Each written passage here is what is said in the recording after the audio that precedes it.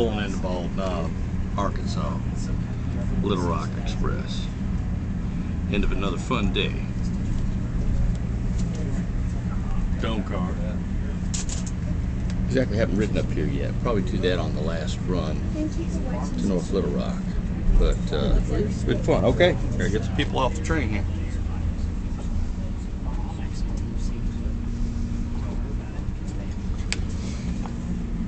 You know, we've had passengers all day. We had one group ride to Pauper Bluff.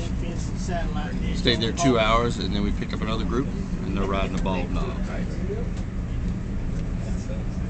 So, looking forward to see what Bald Knob's all about.